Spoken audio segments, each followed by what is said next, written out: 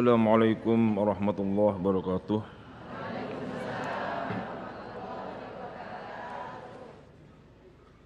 A'udzu billahi minasy syaithanir rajim.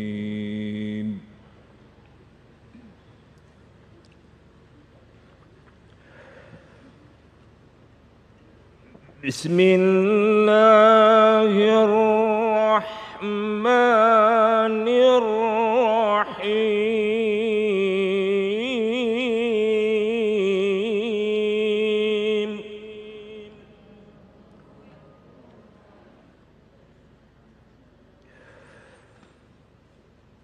وهم يصطرخون فيها ربنا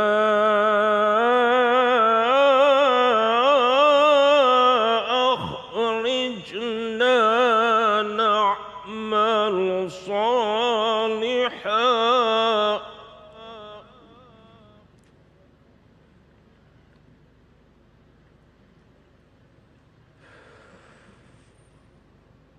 ربنا أخرجنا نعمل صالحا غير الذي كنا نعمل أولم نعمركم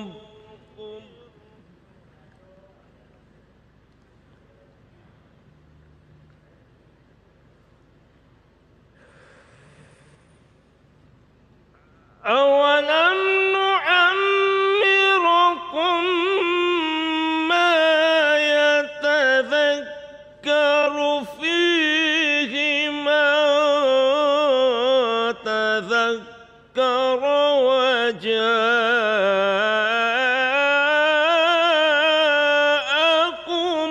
النذير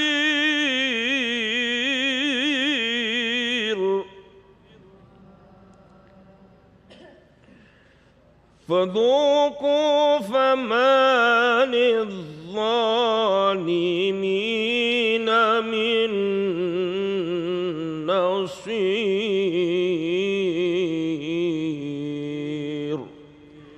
صدق الله العظيم. Assalamualaikum warahmatullahi wabarakatuh. Assalamualaikum warahmatullahi wabarakatuh.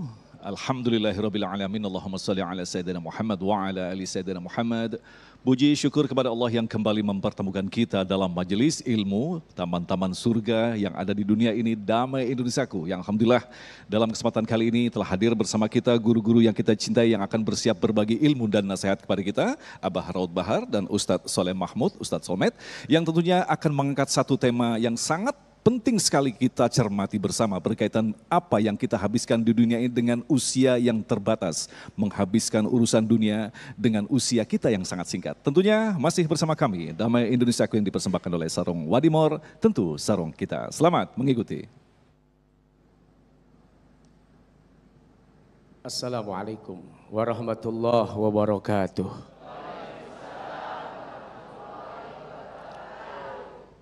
Alhamdulillah wa syukrulillah ala ni'amillah, assalatu wassalamu ala rasulillah wa ala alihi wa ashabihi wa man walah.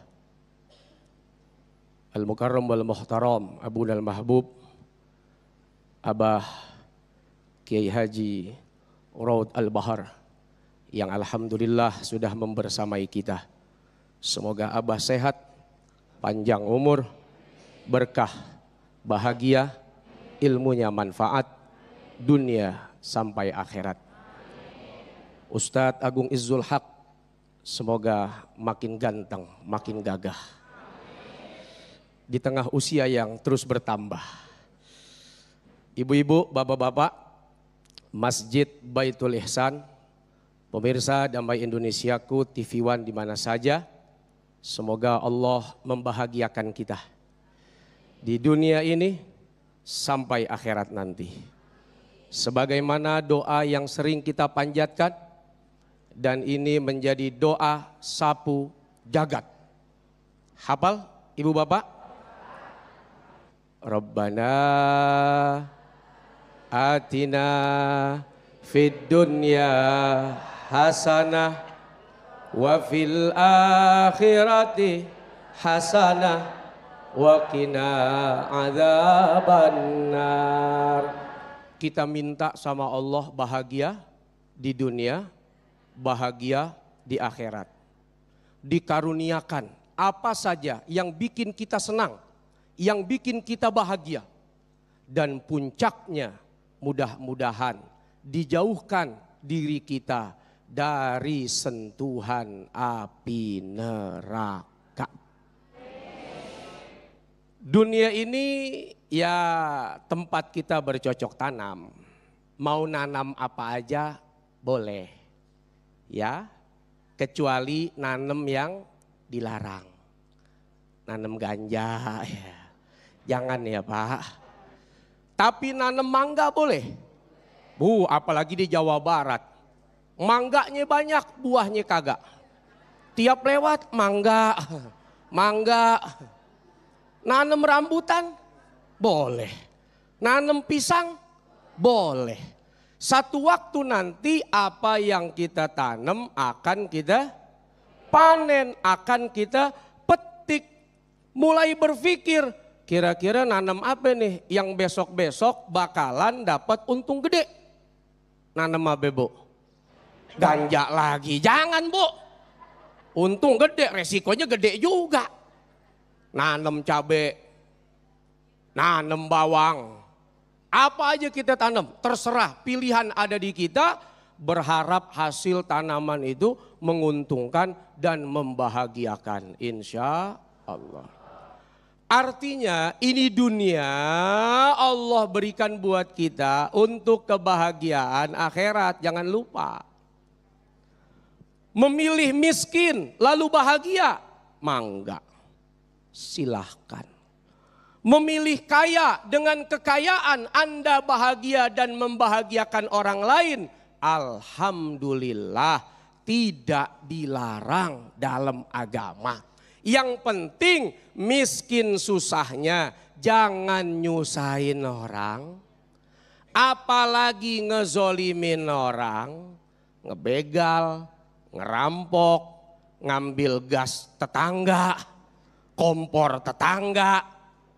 Dan kalaupun kaya, kayanya bikin orang senang bahagia. Duitnya bisa ngebiayain orang yang gak mampu buat sekolah. Zakatnya jadi banyak. Sedekahnya jadi luas. Orang gak berangkat haji dia ongkosin. Orang yang gak berangkat umroh dia bayarin. Itu semua perlu modal. Kalau hartamu bikin kamu bahagia di dunia dan di akhirat, maka kekayaan tentu jauh lebih baik untukmu. Tapi kalau dengan susah dan miskinmu justru menyelamatkanmu dari api neraka, maka kemiskinan itu jauh lebih mulia untukmu ketimbang kekayaan. Kalau kita mau lihat sejarah, ulama-ulama kaya banyak. Ada Imam Malik, ini ulama high class. Wah, high class. Tahu high Bu? Tinggi, kelas tinggi.